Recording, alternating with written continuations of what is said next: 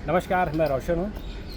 आज मानसून सत्र का 17वां दिन है और 17 दिन मानसून में बह गए हैं, लेकिन सरकार के काम हुए। सरकार ने आज भी 2 बिल पास किए हैं। अपोजिशन अपनी बात नहीं कर पा रहा है। उनकी डिमांड है कि अमित शाह बयान दें, और आज जब 2 दिन बच गए तो गृह मंत्री ने कहा कि मैं बयान दूंगा, लेकिन अब अपोजिशन तैयार नहीं है। सरकार FCRA बिल लाना चाहती है और एक डिलिमिटेशन बिल है। ये 2 महत्वपूर्ण बिल है। इस पर क्या रणनीति बन रही है, इस पर बात करेंगे। हमारे साथ हैं वरिष्ठ पत्रकार संदीप फुकन जी। संदीप जी, बहुत बहुत स्वागत आपका। संदीप जी, 17 दिन बीत गए, सरकार के काम तो हो ही रहे। जितने बिल सरकार ने एजेंडे में लगाए थे वो ऑलमोस्ट सब पास हो गए। सिर्फ FCRA और एक डिलिमिटेशन रह गए। 2 दिन रह गए हैं। अब सरकार की तैयारी है कि 12 तारीख को, यानी कल, FCRA बिल को टेबल किया जाए। तो आपको क्या लगता है कि शोर शराबे में ये जो माहौल है, इस माहौल में क्या हो सकता है?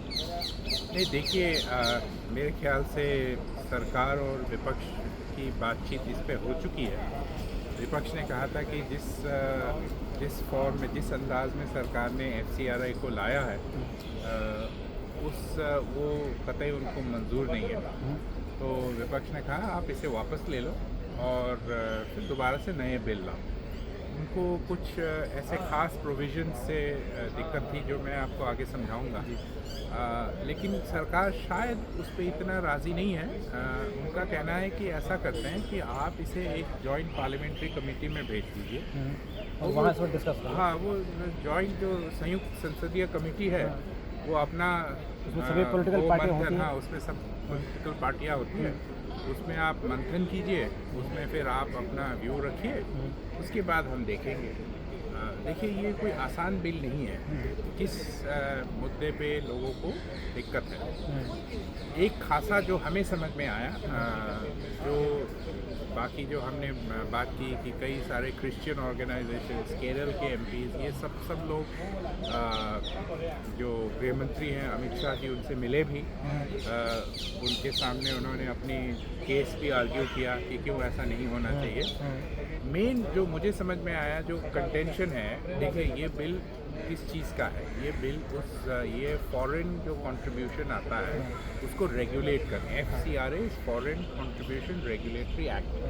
तो ये इसमें जो बाहर से, विदेशों से जो कुछ संगठनों को या संस्थाओं को आते हैं, NGOs को, तो वो उसके कंडीशंस क्या हैं, वो पैसे कहाँ लगाते हैं, किस काम में लगाते हैं, ये सुरक्षा के नज़रिए से भी इम्पोर्टेंट है। और ये सरकार का हक बनता है देखने के लिए कि कहाँ से पैसा आ रहा है, कहाँ लगा रही है, क्या काम में ये खर्च हो रही है। ये तो इस पे किसी की आपत्ति नहीं हो सकती। आपत्ति किस बात पे है? इस पे एक प्रोविज़न है कि आपको, जैसे आपको पता है रोशन जी, कि अगर आप एक NGO चलाते हैं तो आपको एक लाइसेंस लेना होगा, ऑथराइज।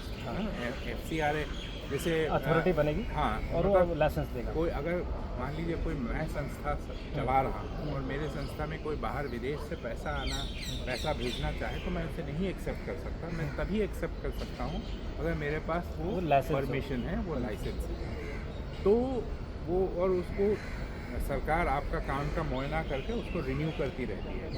तो उसमें अब एक प्रोविज़न ये आ गया है कि जिसको रेट्रोस्पेक्टिवली, मतलब पीछे जो आपने पैसा ले चुके हैं, जो पैसा आप ले चुके हैं, उसके बाद आपने मान लीजिए एक स्कूल चलाया या अस्पताल खोला, लेकिन आगे जाके आपकी वो FCRA का लाइसेंस किसी भी कारण आपका रद्द हो गया। तो अगर रद्द हो गया तो सरकार ने इस बिल में वो प्रोविज़न करा था कि एक डेजिग्नेटेड अथॉरिटी होगा जो चाहे तो वो वापस ले सकते हैं। अच्छा, वो लाइसेंस का आपको नहीं, जब लाइसेंस आपको खारिज हो गया, उस जब प्रॉपर्टी को वापस ले सकते हैं। उस प्रॉपर्टी को ले सकती है। हाँ, वो सरकार अपनी उसको जो जब्त कर सकती है। मतलब अगर आपने मान लीजिए स्कूल खोला या अस्पताल खोला, वो वापस सरकार ले सकती है, क्योंकि आपके पास कोई लाइसेंस ही नहीं है। तो एक तो जो, जहाँ तक मुझे समझ में आई, मैंने कई लोगों से बात की। DMK के एक P. विल्सन है, जो क्रिश्चियन माइनॉरिटी जो MPs है, उनका एक संगठन है पार्लियामेंट में। उनसे मैंने बात की तो उन्होंने भी, वो भी मिले थे अमित शाह जी से। तो उनका कहना है कि जो चीज़ पहले हो चुका है और हम लोग अच्छा से चला रहे हैं, मान लीजिए पैसा मिला था, हम चला रहे हैं, तो वो आप कैसे आप ले सकते हो? आगे जाके आप उसको अगर अभी मुझे इस साल मुझे अगर कैंसिल हुआ तो आगे जो मैं काम करने वाला था उसको आप उसका आप जिम्मेदारी ले सकते हो, लेकिन जो मैं चला रहा हूँ उसको आप कैसे ले सकते हो? तो मतलब ये सब इश्यूज हैं। उसमें ये भी सुनने में आया कि शायद गवर्नमेंट को ये भी कुछ पता लगा कि जो क्रिश्चियन मिशनरी हैं वो इस पैसे का इस्तेमाल कन्वर्जन में कर रही हैं, हाँ, ये भी एक मुद्दा सरकार की तरफ सरकार से की है। तरफ से कि तो, इसको इसलिए आपको आइडेंटिफाई करना होगा कि पैसा कहाँ से आया, हाँ, आपने कहाँ लगाया, Yes. इसका भी सर्टिफिकेट देना होगा। नहीं तो इसमें ये सरकार का तो ये मुद्दा रहा ही है, एंटी कन्वर्जन। कई सारे बीजेपी स्टेट गवर्नमेंट्स ने एंटी कन्वर्जन लॉ इस्टेब्लिश किए, एनेक्ट किए। हाँ। तो इसी के चलते ये थोड़ा सा विवाद हो गया है। तो आपको लग रहा है और कल ये पेश हो सकता है?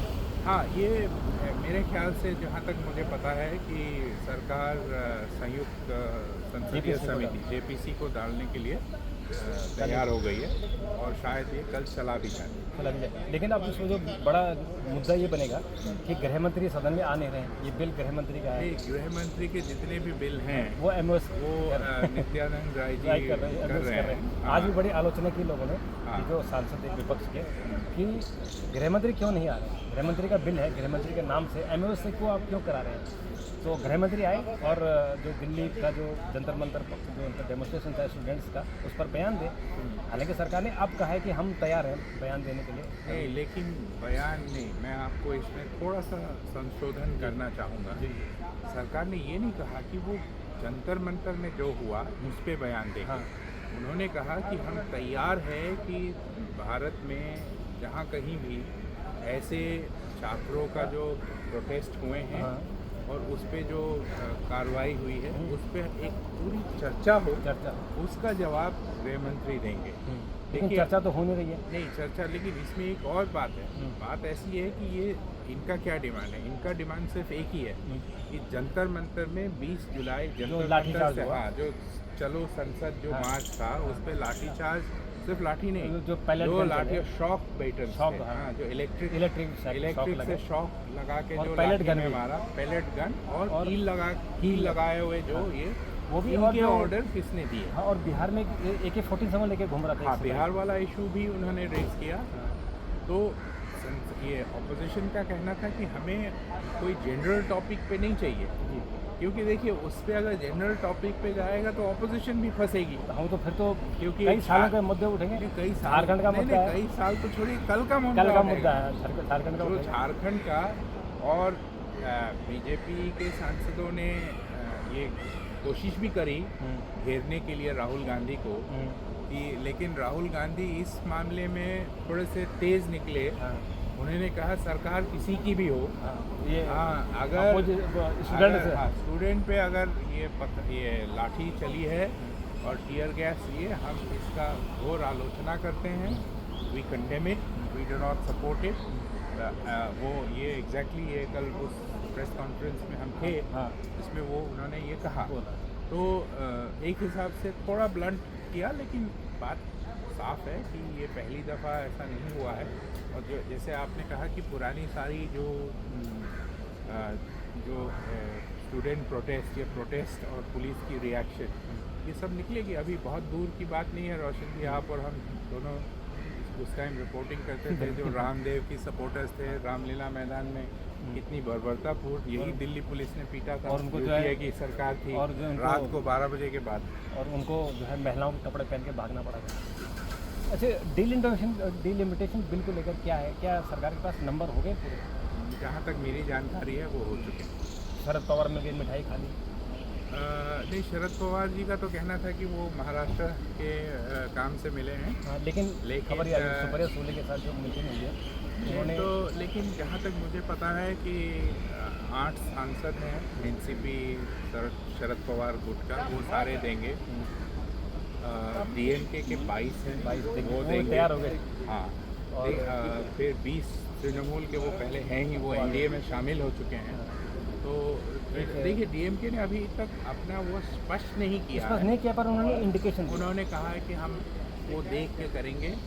लेकिन हमने मेरा अखबार जो है द हिंदू ने, मैंने और मेरी सहयोगी शोभना नायर दोनों ने ख़ास तौर से हमने रिपोर्ट किया था कि 3 कंडीशंस थी डीएमके की, तो सरकार मान जाएगी। एक कि जो 1971 का जो फ्रीज है, 1971 के बेसिस पे जो फ्रीज है सेंसस, उस सेंसस पे वो फ्रीज रहनी चाहिए अगले और 25 साल के। अच्छा, मतलब 543 रहने। नहीं 543 नहीं, जो फ्रीज है वो 25 साल तक रहनी चाहिए, लेकिन 50% आप बढ़ा दो। हाँ, 50% वो तो सरकार बढ़ाइए। तैयार होगी उसके लिए। हाँ, वो 50% बढ़ाइए, लेकिन जो परिसीमन होगा कॉन्स्टिट्यूएंसीज के मतलब स्टेट के अंदर, वो तो आप 2001 के सेंसस या से कर सकते 2011 हैं। के। नहीं, जो अभी का कानून है वो 2001 के सेंसस से जो स्टेट के अंदर परिसीमन, अच्छा। हाँ, जो परिसीमन जो स्टेट जो डिलिमिटेशन हुआ था। With in the state, Within the state Assam हुआ में था अभी जब- हुआ है, जम्मू एंड कश्मीर में हुआ है।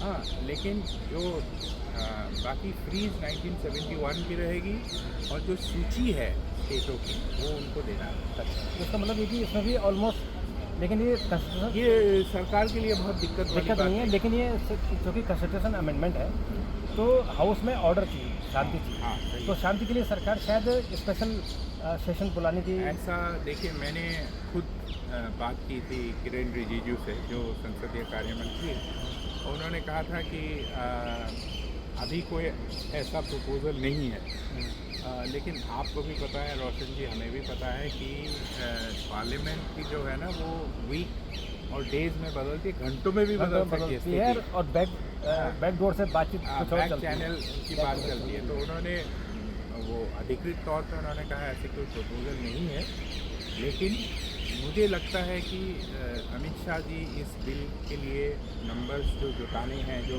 कोऑर्डिनेशन करना है, उन्होंने कर ली है। मेरा जानकारी ये है कि अभी तक सरकार के पास 352 से 355 है, और 360 थी। 360 चाहिए अगर 540 सब लोग आ जाएं, हाजिर हो जाएं। फिलहाल 3 वैकेंसीज हैं। vacancy। अगर पूरे के पूरे 540 आ गए तो 360 चाहिए, 540 में 360। अभी सरकार के पास, मेरा जो अपना इंफॉर्मेशन है, आंकलन नहीं, मेरा जो इंफॉर्मेशन है 352 से 355। ठीक है, और उसमें से 10-20 लोग एब्सेंट हो जाएंगे उसमें। अगर वो हो गए तो सरकार तो कोई आराम दिक्कत से नहीं। निकल बिल्कुल। तो मुझे लगता है कि संदीप जी, हम इस पर और भी बात करेंगे। आपने बात की, आपका बहुत बहुत शुक्रिया, धन्यवाद। नमस्कार, और आपके दर्शकों के लिए भी धन्यवाद। शुक्रिया, धन्यवाद।